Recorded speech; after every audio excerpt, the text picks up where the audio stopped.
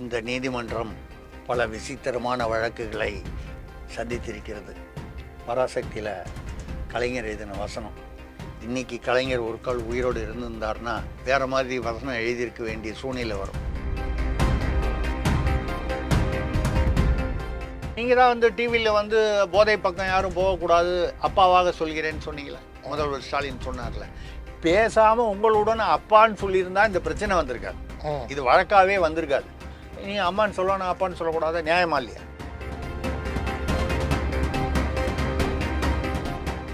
அப்போ உச்ச நீதிமன்றம் வர்சஸ் உயர் நீதிமன்றம்ங்கிற மாதிரி ஆகிப்போச்சு. அப்போ நீதியே உன் நிலை என்னன்னு. இன்னொரு பக்கம் நம்ம வழக்கமாக கேட்க வேண்டிய கேள்வி, நீதியே உன் விலை என்ன, அதுவும் கேட்க வேண்டியிருக்கு. சில தீர்ப்புகளை பார்த்தாலும் அப்படி கேட்க தோணுது. டார்ச் லைட் எடுத்துட்டு திமுகவின் ஊழலை ஒழிப்பேன், முன்னாள் முதல்வர் கருணாநிதியை நான் அவதூறாக பேச வேண்டும் என்றால், அப்போ யாரோ சக்கர நாற்காலியில் வந்த முதல்வர்னு சொல்லும்போது அவரை எப்படி அவதூறாக சொல்லலாமான்னு கேட்டாங்க. கருணாநிதி அவர்களை நான் அவதூறாக பேச வேண்டும் என்றால் சக்கர நாற்காலி என்று சொல்ல வேண்டியதில்லை, ஸ்டாலின் என்று சொன்னாலே போதும்.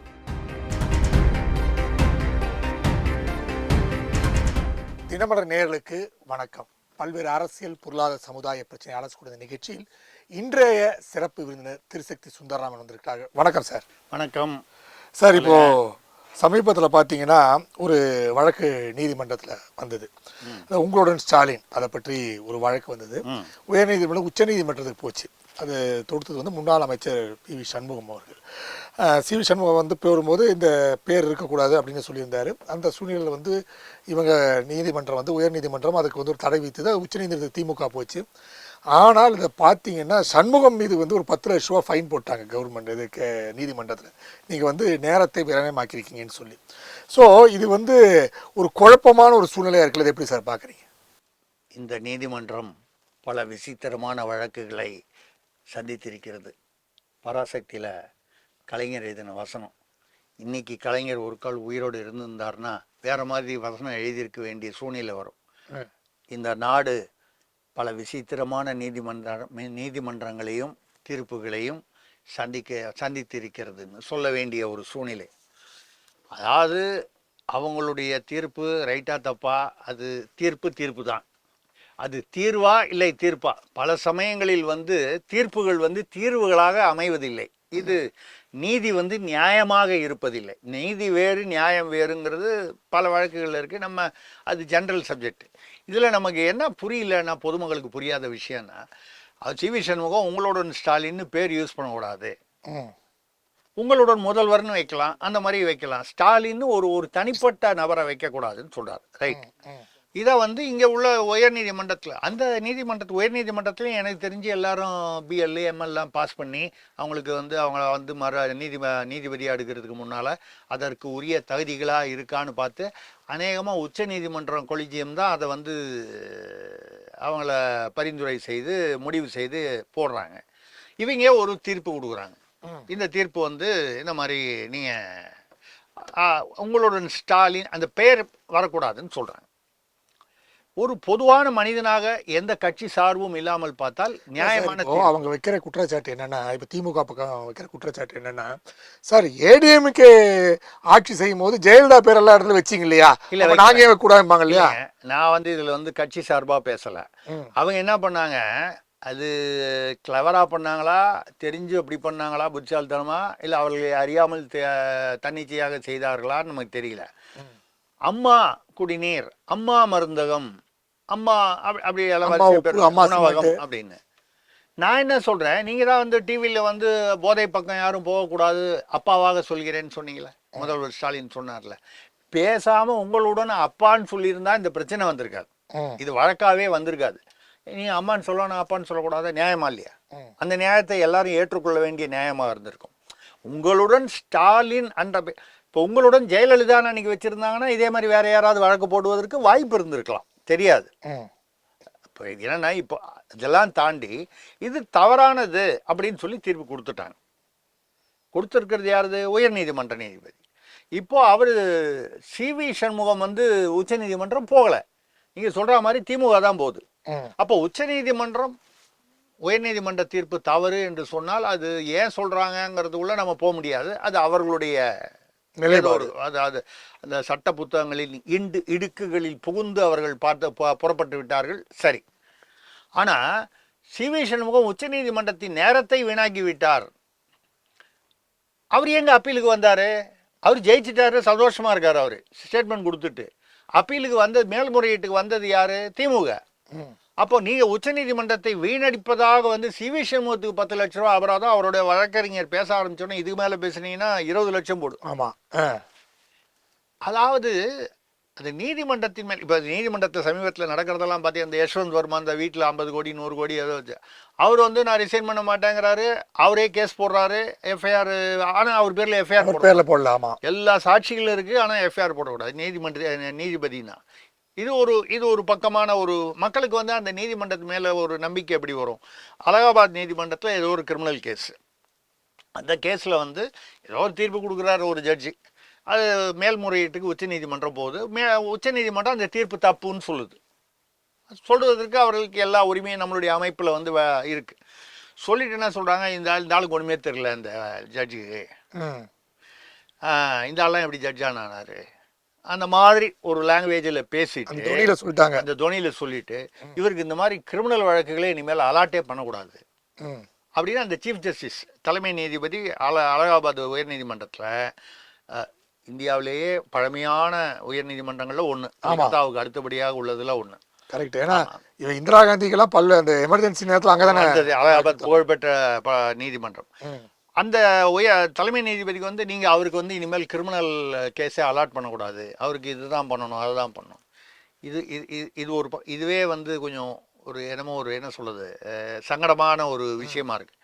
இப்போ அந்த அலகாபாத் நீதிமன்றத்தில் 13 சிட்டிங் இப்பொழுது பதவியில் இருக்கும் நீதிபதிகள், அவங்களுடைய தலைமை நீதிபதிக்கு உச்ச நீதிமன்றத்திற்கு நம் மீது எந்த விதமான அதிகாரமும் கிடையாது, யாருக்கு என்ன அலாட் பண்ணணும் அப்படின்னு உயர் நீதிமன்ற தலைமை நீதிபதி தான் இங்கே அலாட் பண்ணமே தவிர இந்த விஷயத்தில் தலையிட உச்ச நீதிமன்றத்துக்கு சட்ட அமைப்பில் இடமில்லை சொல்றது யாரு? 13 ஜட்ஜு. யாரு? Sitting judge. தமிழ்நாட்டில் கூட யாரோ ஒரு ஜட்ஜை அவர் ஜாதி ரீதியாக செயல்படுறாருன்னு சொல்லி ஓய்வு பெற்ற 7 ஜட்ஜு சொன்னாங்க. அதில் ஒரு ஜட்ஜு நான் அதில் எழுதியே கொடுக்கல, எங்கள் எழுத்தை யாரோ போட்டாங்கன்னாரு. இது ஒரு தனி கூத்து, இதை விட்டுருங்க. அதாவது ஓய்வு பெற்ற ஜட்ஜுகள் அவங்க சும்மா இருக்காங்க, ஏதோ அவங்களோட கருத்துக்களை சொல்கிறாங்க, அது எந்த விதமான இருக்கலாம். சிட்டிங் ஜட்ஜ் என்ன சொல்கிறாங்கன்னா, உச்சநீதிமன்றம் சொல்றதை கேட்கக்கூடாது சீஃப் ஜஸ்டிஸு. ஏன்னு கேட்டால் அவங்களுக்கு உரிமை இல்லை, இந்த அலாட்மெண்ட் ரோஸ்டரில் உரிமை இல்லை. இது எப்படி? அதே மாதிரி இன்னொரு இதை எடுத்துக்கிட்டிங்கன்னா, அந்த இடி பற்றி ஒரு விமர்சனம் உச்சநீதிமன்றம் வைக்கலாம். இடியில் தவறே நடக்காதுன்னு நம்ம சொல்லலை, ஏன்னா இடியும் அங்கேயும் மனிதர்கள் தானே இருக்காங்க. To deal with to probe crooks you need not be a crook. பொறுக்கிக்கிட்ட டீல் பண்ணுறதுக்கு நீ பொறுக்கியாக இருக்க வேண்டிய அவசியம் இல்லை. நான் அந்த பொறுக்கிங்கிற வார்த்தை சொல்கிறதுக்கு நமக்கு கஷ்டமாக இருக்குது. இங்கிலீஷில் க்ரூக்குன்னு ரொம்ப சொன்னால் டீசெண்டாக தெரியுது, ஆனால் உண்மையான அர்த்தம் அதான்.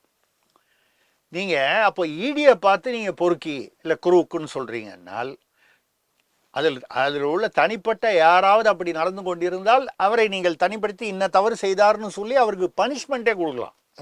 ஆனால் ஈடியே ஒட்டுமொத்தமாக நீங்கள் குரூக்கு பொறுக்கி ஏதோ நம்ம சென்னை தமிழில் சொல்கிற மாதிரி பேமானி அப்படின்ற மாதிரிலாம் சொன்னீங்கன்னா அந்த இடி போன்ற அமைப்புகள் பேரில் மக்களுக்கு என்ன மரியாதை இருக்கும், நம்பிக்கை இருக்கும், குற்றவாளிகளுக்கு என்ன பயம் இருக்கும்? இல்லை சார், நீங்கள் இப்படி சொல்கிறீங்க. இப்போது பலரும் நம்ம சொல்கிறத நீதிமன்றங்களை விமர்சிப்பது என்பது தவறான விஷயம்.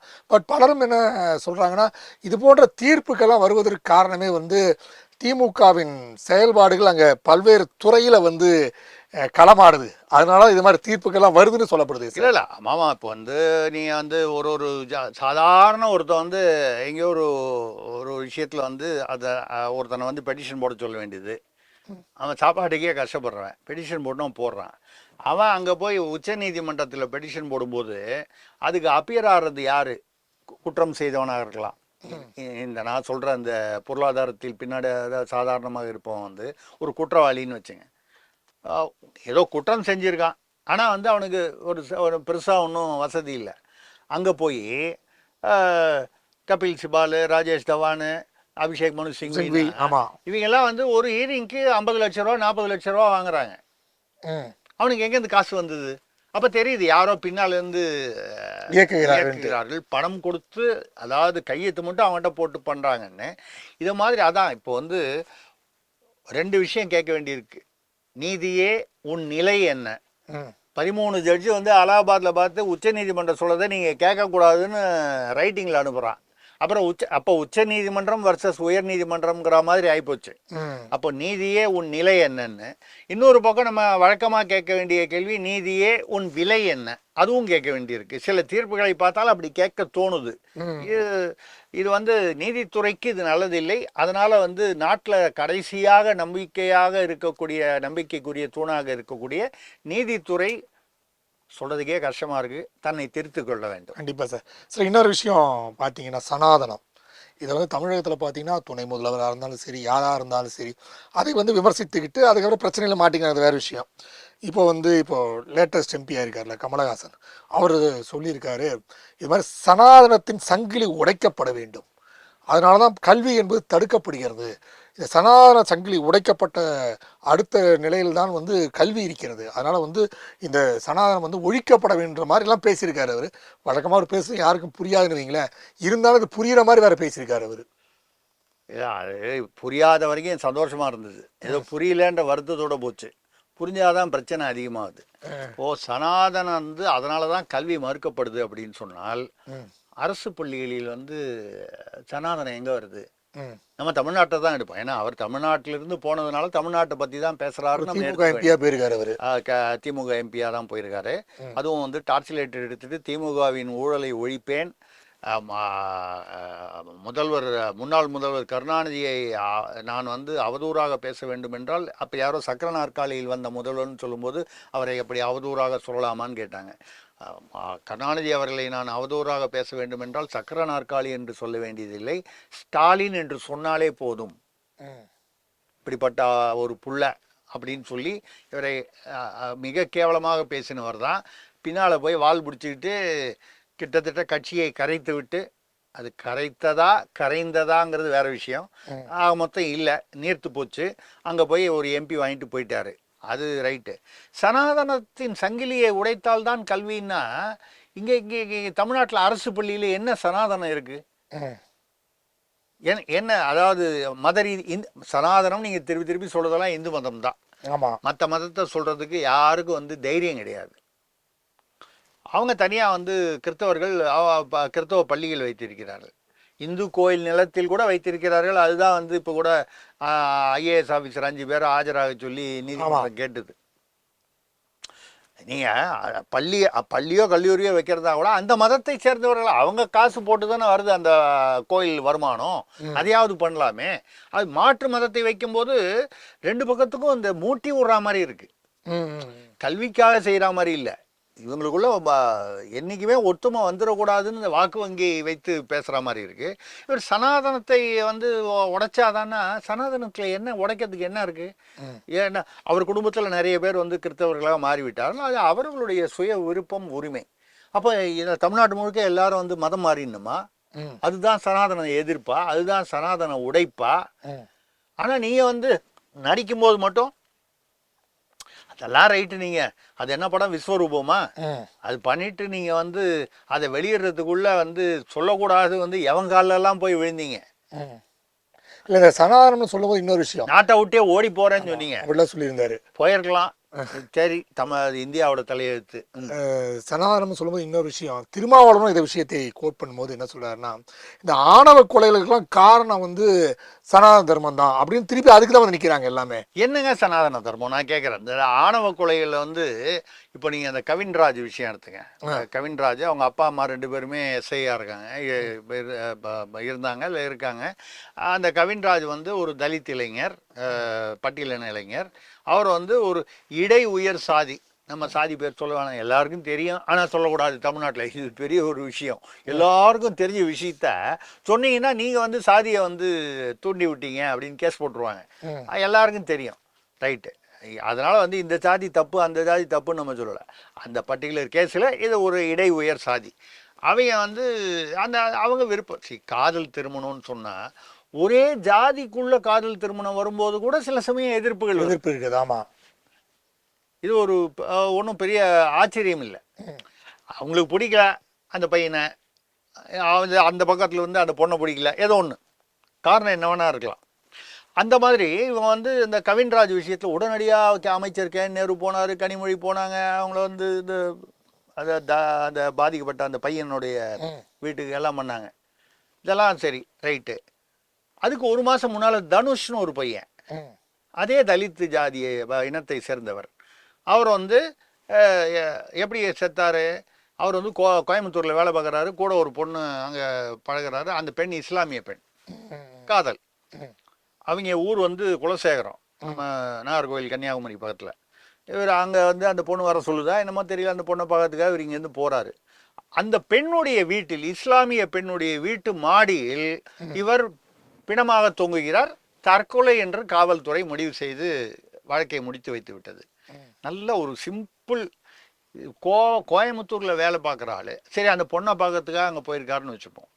அந்த வீட்டுக்குள்ள போய் தற்கொலை பண்ணிக்கணுன்ற முடிவா இருந்தா தன் வீட்லயே பண்ணிக்கலாம், கோயம்புத்தூர்ல பண்ணிக்கலாம், போற வழியில பண்ணிக்கலாம், மரத்தடியில பண்ணிக்கலாம், கிணத்துல விழுந்து பண்ணிக்கலாம். அந்த வீட்டில் போய் அந்த வீட்டில் இருக்கிறவங்க யாருக்குமே தெரியாமல் மாடிக்கு போய் மாடியில் தற்கொலை பண்ணிட்டாங்க. இது இப்போ கூட வந்து கோவை பஜார் போலீஸ் ஸ்டேஷனில் வந்து யாரோ ஒரு முதியவர் வந்து மாடியில் கிரைம் பிரான்ச் இன்ஸ்பெக்டர் எஸ்ஐ ரூமில் போய் தற்கொலை பண்ணிட்டாராம். மறுநாள் காத்தால தான் திறந்து பார்த்தாங்களாம். ஒரு போலீஸ் ஸ்டேஷன் உள்ள ஒரு ஆள் வந்து மேலே போய் தூக்கு மாட்டிக்கிட்டு இருக்கான். ஊர் பூரா சிசிடிவி வைக்கிறீங்க அப்படின்னா போலீஸ் ஸ்டேஷனுக்குள்ளேயே சிசிடிவி இல்லை.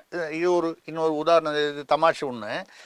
இப்போ நம்ம அந்த தனுஷ் வந்து அது தற்கொலை இல்லை அப்படிங்கிறது ரொம்ப சாதாரண பாமர மக்களுக்கு கூட புரியுது. நீங்கள் சொல்லும்போது இயக்குனர் அமீர் இருக்கார் பாருங்க, அவரும் கூட வந்து இந்த கெவினோட ஆணவ கொலைக்கெல்லாம் பல்வேறு கண்டனங்கள்லாம் தெரிவித்து பல யூடியூப் சேனல்லாம் பேசியிருக்காரு. ஏன் அந்த தனுஷுக்கு பேசினாரா? அதுதான் நம்ம கேள்வி. அமீரோ இதை மாதிரி இதுக்குன்னு திமுகவிடம் வந்து மாதம் வந்து பென்ஷன் வாங்கும் எத்தனையோ வந்து திமுக அனுதாபிகள் இருக்காங்க, கள வீரர்கள் இருக்காங்க திமுகவுக்கு வெளியிலையும் ஆயுட்கால பென்ஷன் வாங்குறவங்க இருக்காங்க. இந்த பென்ஷனர்கள்லாம் இவங்க யாராவது வாயை திறந்தாங்களா? இந்த தனுஷ் மேட்டரில், கவின் மேட்டரில் பேசுகிறவங்க தனுஷ் நான் கவின் மேட்டரில் பேசக்கூடாதுன்னு சொல்லலை. அதில் என்ன பேசுகிறீங்களோ அதே நியாயம் தானே அந்த பக்கமும் தனுஷும் தலித்து, அவரும் வந்து ஐடி படித்த இளைஞர், நல்லா சம்பாதிக்கக்கூடியவர். எப்படி இந்த கவின் சம்பாதிச்சாரோ அதே மாதிரி தான். அப்போது ஏதாவது ஒரு அமைச்சர் அங்கே போனாரா? கனிமொழி அம்மா போனாங்களா? ஏதாவது அதை பற்றி யாராவது பேசுனாங்களா? திருமாவளவன் பேசினாரா? மற்றவங்களெல்லாம் விடுங்க. எழுச்சி தலைவர் கவின்ராஜுக்கு பேசுறீங்கல்ல, அங்கே தனுஷுக்கு பேசுனீங்களா? நான் வந்து யாரையும் எதிர்த்து சொல்லலை. ஏன்னா அங்கே சிறுபான்மையினர் ஓட்டு போயிடும். இப்போ சிக்கலில் மாட்டி இருக்கிறது வந்து திமுக தலைமை, அதாவது அரசுனா திமுக தலைமைன்னு வைங்க. ஏன்னா அவர் என்ன சொல்கிறாரு, திருமாவளவனும் சரி, அவர் மார்க்சிஸ்ட் சண்முகம் ஐயா, அவர் சமீபத்திலலாம் ரொம்ப விறுவிறுப்பாக கேள்வி கேட்டு வராரு. இந்த மதுரையில் வந்து ஜல்லிக்கட்டு அலங்காநல்லூரில் வந்து நீங்கள் ஒரு 50 கோடி செலவு பண்ணி அந்த சர்க்கரை ஆலையை திறந்தீங்கன்னா ஒரு 2000 பேருக்கு வேலை கிடைக்கும். 100 கோடி வருஷத்துக்கு 2 நாளைக்கு ஜல்லிக்கட்டு நடக்க போகிறதுக்கு 100 கோடி செலவு பண்ணி எதுக்காகன்னு கேட்டார். நிறைய விஷயங்கள் நியாயமாக கேள்வி கேட்கிறார். இது தேர்தல் காலத்திற்காக வந்து தேர்தல் ஸ்பெஷலா இல்லை உள்ளபடியே கேட்கிறாரா தெரியவில்லை. பட் கேட்பது நியாயமாக கேட்கிறார். பாராட்டவும் வரவேற்போம். எல்லாரையுமே சந்தேகப்பட்டுக்கிட்டே இருந்தால் அப்புறம் வேலை நடக்காது. அப்போ இவங்க வந்து என்ன போய் முதல்வரை பார்த்துருக்காங்க, ஆணவ கொலைக்கு எதிராக தனி சட்டம் வேணும். என்னை பொறுத்தவரை இருக்கிற சட்டத்தை காவல்துறையும் அரசும் வந்து சரியாக வந்து நிர்வகித்தாலே இதையெல்லாம் தடுப்பதற்கு வாய்ப்பு இருக்கிறது. இந்த வாக்கு வங்கிக்காக இந்த பக்கம் ஒரு கேமு, அந்த பக்கம் ஒரு கேம். இப்போ கவின் வேற, தனுஷ் வேற, ரெண்டும் கிட்டத்தட்ட ஒரே கேஸ் தானே. ஆனால் ஒரு சமயத்துக்கு ஏற்ற மாதிரி இந்த வேஷம் போடுறதுனால தான் இந்த பிரச்சனை வருது. இப்போ இவங்க இப்போ திமுகவில் சிக்கல். இந்த சட்டம் கொண்டு வந்தாங்கன்னால் அவங்க எவ்வளோ %? நம்ம கணக்கு பேசுவோம். கிட்டத்தட்ட 20% எஸ்சி எஸ்டி பட்டியலினம். ஆமாம். அப்புறம் வந்து ஃபார்வர்டு கேஸ்ட்டுன்னு மொத்தமாக பார்த்தீங்கன்னா, ஃபார்வர்டு கேஸ்ட்டில் என்னெல்லாம் வருதோ அதெல்லாம் வந்து பார்த்தீங்கன்னா அந்த ஒரு 10%க்கு அந்த இதெல்லாம் வரும். மிச்சம் வந்து இந்த பிசி எம்பிசி அப்படி வரும்போது அதுதான் இந்த இடை உயர் சாதின்னு சொல்லக்கூடியது. கொஞ்சம் அதுலேயும் கொஞ்சம் ஃபார்வர்ட்லேயும் வரலாம். ஆக ஒரு 60-70% பகைச்சிக்கிறதா 20% ஓட்டு வங்கிக்காக அந்த 20% எல்லாம் வந்து விசிகாவுக்கு மட்டும்தான் வரும்னு அவசியம் இல்லை. பட்டியலின சமுதாய வாக்கு சீமானுக்கு போகுது, விஜய்க்கு போகலாம். ஏற்கனவே திமுகலையும் இந்த பட்டியலினத்துக்கு ஒரு வாக்கு இருக்குது, வாக்கு வங்கி இருக்குது, அதிமுகவுக்கும் இருக்குது. பாஜகலேயே கூட தலித்து தலைவர்கள் சில பேர் வந்து இருக்காங்க. இப்படி எல்லா கட்சியிலையும் பொதுவாக கம்யூனிஸ்டில் இருக்காங்க. அப்போ அந்த மொத்தமே 20%, அதில் எவ்வளோ வரும்னு தெரியாது. அதை நம்பி நம்ம வந்து போய் பண்ணோம்னா மற்ற 50-60%ல் அடிபடுமோன்ற ஒரு சிக்கலில் வந்து அவங்க முடிச்சிட்டு இருக்காங்க. அந்த ஆணவ அந்த சட்டம் கொண்டு வந்தாலும் சிக்கல், கொண்டு வரலனாலும் சிக்கல். சார் அதே மாதிரி சார் அகரம் ஃபவுண்டேஷனில் தான் இப்போ வந்து பார்த்தீங்கன்னா அது ஒரு திமுகவோட டூல் கிட் அப்படிங்கிற மாதிரி தான் எல்லாமே சொல்கிறாங்க. ஏன்னா அகரம் திமுகவின் சிகரம் அப்படி வேணா ஒரு பாட்டு ஒன்று வரும், அகரம் தமிழின் சிகரம்னு ஒரு பாட்டு வரும். அது கொஞ்சம் மாற்றிக்கலாம். ஆமாம், அவர் வந்து இப்போது அங்கே வந்து இப்போ சமீபத்தில் பார்த்தீங்கன்னா ஒரு கூட்டம் மாணவர்களுக்காக நடத்திருக்காங்க. அதில் வந்து கல்விக்காக இவங்க மட்டும்தான் உழைக்கிற மாதிரி ஒரு பில்டப்லாம் கொடுத்துருக்காங்க. திமுகவுக்கு அது ஒரு மிகப்பெரிய சர்வீஸ்லாம் சூர்யா குடும்பமே பண்ணிட்டு இருக்குன்னு எல்லாத்துக்கும் தெரியும். ஜோதிகா வந்து தஞ்சை பெரிய கோயிலை பற்றி விமர்சித்தது, திருப்பதி பெருமாளை பற்றி ஆஸ்பத்திரி கட்டலாம். அதே மாதிரி சிவகுமார் வந்து திருப்பதி கோயில் பெருமாளை பற்றியெல்லாம் விமர்சித்தது. இவர் வந்து ஜெய்பீம் படத்தில் வந்து வன்னியர்களை பற்றி இழிவாக பேசியது போன்ற பல்வேறு விஷயங்கள் பார்த்தீங்கன்னா தொடர்ந்து இந்து மதத்தை பற்றி எதிர்த்து இவங்க பதிவு செய்திருக்காங்க பல்வேறு விஷயங்களை. ஸோ இவங்க வந்து திமுக சொல்றது வந்து திராவிட வழியில பேசுறாங்கன்னு சொல்றீங்க, நான் புரிஞ்சுக்கிறது கரெக்ட். ரைட் ரைட் சொல்லுங்க. அதனால இப்போ அவங்க வந்து திமுக டூல் கிட்டா செயல்படுறாங்களா அப்படின்னு சொல்லப்படுகிறது இல்லையா? இப்போ செயல்படுறாங்களான்னு இதுக்கப்புறம் உங்களுக்கு சந்தேகம் வேறையா? ஆரம்பத்துலேருந்தே அப்படிதானேங்க. ஏங்க அவர் சிவகுமாருடைய நெருங்கிய உறவினர், சித்தப்பா பையனும் ஏதோ அவருடைய தம்பி முறையில் ஒரு ஞானவேல் ராஜா இந்த கிரீன் ஸ்டுடியோன்னு ஆரம்பித்தார். அப்படி ஆரம்பித்த போதே பல கிசுகிசுகள் வந்தன, பத்திரிகைகள்லையும் சரி மீடியாக்களையும் பொதுவாக. என்னென்னா இது வந்து அவங்க குடும்பத்தில் வந்து வர அந்த பிளாக் மணியை தான் வந்து ஒயிட் ஆக்கிறதுக்காக தான். ஏன்னா அவர் எங்கேயோ ஊரில் விவசாயம் பண்ணிட்டு தான், அவர் சினிமா தயாரிப்பாளர் அல்ல. அவர் திடீர்னு வந்து தடால் புடால்னு பெருசு பெருசாக சினிமா எடுத்தார். அந்த பீரியடில் வரிசையாக வந்து பெரிய படங்களாக எடுத்தார். சூர்யா கார்த்தியை மட்டும் வச்சு எடுக்கல, இன்னும் மற்றவங்களையும் வச்சு பெரிய பெரிய படங்கள்லாம் எடுத்தார். இவருக்கு எங்கேருந்து இவ்வளவு பணம் வருது, இந்த பணம் தான் அங்கே ரொட்டேட் ஆகுதுன்னு சொல்லப்பட்டது. அந்த தகவலுக்கெல்லாம் வந்து உறுதித்தன்மை நமக்கு தெரியாது. இந்த அகரம் வந்த போதே வந்து அதாவது கல்விக்காக வந்து உதவி செய்து யார் செய்தாலும் அது வரவேற்கப்பட வேண்டிய விஷயம், நல்ல விஷயம். ஆனால் அதை சுற்றி இருக்கும் சர்ச்சைகளை பார்க்கும்போது பல யூகங்களுக்கும் சந்தேகங்களுக்கும் இடம் கொடுக்கிறது. அது அவங்களுக்கு அவங்க பேரில் வந்து இந்த விசாரணை வந்தது, ஃபெமா வெளிநாட்டு செலாவணி, அதாவது ஒரு பெரிய அளவுக்கு டொனேஷன் வந்து வெளிநாட்டிலேருந்து அனுப்புகிற மாதிரியும், அதில் ஒரு பகுதியை மட்டும் கமிஷனாக வச்சுக்கிட்டு மிச்சத்தை வந்து வேற எங்கேயோ நடுவில் வந்து அது உண்மையாக பொய்யான்னு தெரியாது, தீவிரவாத செயல்களுக்காக கூட அந்த மாதிரி இயக்கங்களுக்கு கூட இந்த பணம் வந்து போகிறதுன்னு ஒரு ஒரு ஒரு தகவல் வந்தது. தகவலுடைய உண்மைத்தன்மை நமக்கு தெரியாது. ஆனால் இது வந்து ஒரு சர்ச்சைக்குரிய விஷயமாகவே இருந்திருக்கிறது. அகரம் அவர் வந்து திடீர்னு வந்து எல்லாரும் தமிழில் தான் படிக்கணும், தமிழ் தமிழ் தமிழ் தமிழ்னுலாம் இங்கே பேசிக்கிட்டே இருந்தார். அப்புறம் அவருக்கு வேணும்னும் போது மும்பையில் போய் அங்கே பள்ளிக்கூடத்தில் சேர்த்து பசங்களை வந்து ஹிந்தியில் படிக்க வைக்கிறாரு. அவர் குடும்பத்தில் இருக்கிற குழந்தைகள் இங்கே வந்து சூர்யா பேசும்போது ஹிந்தி எதற்குன்னு கேட்டார். அது ஒரு கால் மற்ற ஹீரோக்களுக்கு, அவருடைய சமகால ஹீரோக்கள் விஜய் அஜித்தோ இவங்க படம்லாம் ஹிந்தியில் வருது, சூர்யா படம் பெருசாக ஹிந்தியில் ரொம்ப அவர் எதிர்பார்த்த அளவுக்கு வரல அப்படின்னு ஒரு கால் அதனால் சொல்லியிருப்பாரான்னு நமக்கு தெரியல. இருந்தாலும் அந்த சர்ச்சைகள் அப்போவே வந்து சிவகுமார் அவர்களுக்கும் வந்து கலைஞருக்கும் உள்ள நட்பு, திமுகவுக்கும் உள்ள நெருக்கம் வந்து ரொம்ப வருஷமாக தெரிஞ்ச விஷயம். இதில் வந்து ஒரு பர்சனலான விஷயத்தையும் இதில் சேர்த்து சொல்கிறேன். அதுவும் எந்த இடத்துல வந்து உட்காந்து சொல்கிறேன்னா தினமலரில் சொல்கிறேன். இந்த 2G வந்தபோது ஒரு ஒரு வழக்கறிஞர் ஒருவர் வந்து அண்ணா ஹசாரே அப்போ தான் ஒரு இயக்கம் ஆரம்பித்தார், இந்த ஊழல் எதிர்ப்பு இயக்கம். அண்ணா ஹசாரே சாதாரணமாக ஒரு கோயில் வாசலில் சொம்பு வச்சுட்டு உட்காந்தவர்.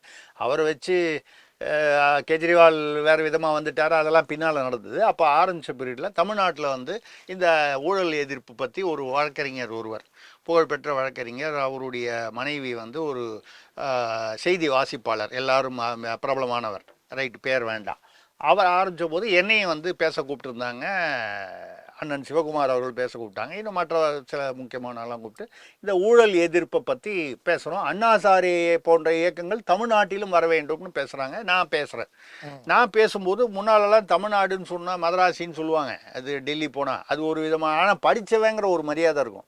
அதேமாக பார்த்தீங்கன்னா ஐஏஎஸ் ஐபிஎஸ் கொஞ்சம் பெரிய பெரிய நல்ல அரசு அதிகாரிகளாக தமிழ்நாட்டில் இருந்து போன அப்படி ஒரு மரியாதை இருந்தது. அப்போ மதராசினா வெறும் தமிழ்நாடு மட்டும் இல்லை, தென்னிந்தியா பூரா மதராசி தான் அது. ஆனால் இப்போ இந்த 2Gக்கு அப்புறம் நம்ம வேட்டி கட்டிட்டு ஒருத்தன் போனாலே நம்மளை வேறு விதமாக பார்க்குறாங்க. அப்போ அந்த 2G பெருசாக 1,76,000 எனக்கு தெரிந்து அப்படி வேறு பார்த்து வந்து ராஜீவ்காந்த் கொலையிலேருந்தே பார்க்க ஆரம்பிச்சிட்டாங்க. ஆமாம் ஆமாம், அது இது மாதிரி பல காரணங்கள். இன்றைக்கி வந்து டெல்லிக்கு போனாலே நம்மளை ஒரு மாதிரியாக பார்க்குறாங்க அப்படின்னு ஒரு இதில் பேசினேன். இப்போ பேசும்போது இதில் இருந்து ஆடியன்ஸ் அதை பேசிட்டு அவர் நடிகர் சிவகுமார் அவர்கள், எனக்கு அவர் தெரிஞ்சவர் தான், அவர் வீட்டுக்கெல்லாம் நான் போயிருக்கேன், அது வேறு விஷயம். அவர் வந்து ஆடியன்ஸில் உட்காந்துருக்கார். அவர் ஏற்கனவே பேசிட்டு அவர் வரும்போதே வந்து அந்த காந்திக்குள்ளாலாம் போட்டு வந்தார், அண்ணா சாரே மாதிரி. அதெல்லாம் அவர் நல்ல நடிகர். சிவகுமார் நல்ல நடிகர், எனக்கு கூட பிடித்தமான நடிகர், நல்லா நடிப்பார் மேடையிலும். ஆனாலும் வந்து அவர் வந்து என்ன பண்ணார், ஆடியன்ஸில் உட்காந்துட்டு சர்தான் போதையா சுந்தராமன் இறங்குங்க அப்படின்னு சொல்லி அநாகரிகமாக சத்தம் போட்டார். நான் அப்போ சொன்னேன், இல்லைங்க அவர் உங்களுடைய நண்பர்கள் யாரையாவது நான் வந்து ஒரு கால் சொல்கிறனோ நீங்கள் அதில் வருத்தப்படுறீங்கன்னா நான் ஒன்றும் பண்ண முடியாது. தமிழ்நாட்டில் இன்றைக்கி வந்து 2Gன்ற ஊழல் 1,76,000 கோடின்றது எல்லா இடத்துலையும் இந்தியா பூரா பேசுகிறாங்க. நம்ம என்ன சொல்கிறோம், தமிழ்நாட்டில் ஊழல் இதே மாதிரி எதிர்ப்பு இயக்கங்கள் வளர வேண்டும் சொல்கிறோம். இது யாருக்கு எதிராக, குறிப்பிட்ட ஒருத்தருக்கோ ஒரு இயக்கத்துக்கோ கட்சிக்கு எதிராக இல்லை அப்படின்னு சொல்லி பேசும்போது நான் சொன்னேன், நாகரீகமாக ஒரு ஆடியன்ஸில் இருந்துக்கிட்டு மேடையில் ஒருத்தர் பேசும்போது கத்துவது வந்து அநாகரீகம்.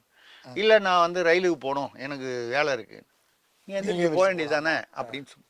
இல்லை எதுக்காக தினமலர் மேடையில் வந்து நான் சொல்ல வேண்டியிருக்குன்னா, மறுநாள் காலையில் எனக்கு தெரியாது, தினமலரில் இது ஒரு செய்தியாக பெட்டி செய்தியாக வந்துருச்சு. நடிகர் சிவகுமார் திருசக்தி சுந்தரராமன் மோதல்னு வந்துச்சு. இப்போ தினமலர்னு பார்த்த உடனே மைண்டில் வந்து இல்லை எதுக்காக சொல்றேன்னா, இந்த அப்பலேருந்தே இந்த பிரச்சனை இருக்கு. நான் சொல்றது வந்து அண்ணா சாரே முதலில் வந்தார் என்று சொல்வது 2008, 2009, இந்த 2010க்கு முன்னால, 15 வருஷத்துக்கு முன்னால. 15 வருஷமாவே அகரத்தை சுற்றியும் இந்த குடும்பத்தை பற்றியும் இந்த விவகாரங்களில் ஒரு சர்ச்சை இருக்கிறது. இதில் சும்மா இல்லாமல் ஜோதிகா சோழ இதெல்லாம் வந்து கட்டிய கோயில்கள் மற்றதுக்கெல்லாம் எங்கே சொன்னாங்க, இதுக்கெல்லாம் ஒன்றும் சொல்லலை. இப்போது மறுபடியும் வந்து அவங்க வந்து சென்னையிலேயே செட்டில் ஆகிட்டு தான் சொல்கிறாங்க. வாழ்க்கை வளருக, நம்ம அதை பற்றி ஒன்றும் இல்லை. அதாவது நீங்கள் கல்விக்காக உதவி செய்வதாக இருந்தால் தாராளமாக செய்யுங்கள், அது உங்கள் பணமாக இருந்தாலும் சரி. நீங்கள் வசூலித்து சொல்கிறாங்க, இல்லை அவங்க பணம் எல்லாம் வசூலித்து பண்ணுறாங்கன்னு. நான் கூட 10-12 கோடி ரூபா வந்து தெரியும், எல்லாருக்கும் தெரியும் தமிழ்நாட்டில். நான் வந்து கோயில்களுக்கும் கல்விக்காகவும் மற்ற இதுக்காகவும் வந்து ஏழைகளுக்காகவும் வந்து என்னுடைய சொத்திலிருந்து, நான் சம்பாதித்த சொத்திலிருந்து கொடுத்தேன். யாருக்கிட்டையும் ஒரு பைசா நான் வெளியில் வசூல் பண்ணல. நீங்கள் வசூல் பண்ணி கொடுத்தாலும் தப்பில்லை, நல்ல காரியம் பண்ணுறதுக்காக பண்ணிங்கன்னா. ஆனால் இந்த சர்ச்சைகள் இருக்கும் பொழுது உங்களுடைய பேச்சுகள் ஒரு ஒரு ஒரு விதமாக அந்த என்ன சொல்கிறது, ஒரு கட்சின்னு வரும்போது இப்போ திமுக டூல் கிட்டு தான் மற்றவர்கள் சொல்லும் அளவுக்கு வருதுன்னா, அடுத்தது சூர்யா வந்து அரசியலில் குதிக்கப் போகிறாரோ அதற்கான முஸ்தீபுகள் முன்னேற்பாடுகள் தான் இதுவோ அப்படிங்கிற சந்தேகம் இயல்பாக எழுகிறது. கண்டிப்பாக சார். சார் உங்கள் நேரத்தை ஒதுக்கி எங்களை பேட்டி எடுத்து மிக்க மகிழ்ச்சி. நன்றி சார். நன்றி, வணக்கம். நேர்களை மீண்டும் அடுத்த நிகழ்ச்சியில் சந்திப்போம். அதுவரை நன்றி, வணக்கம்.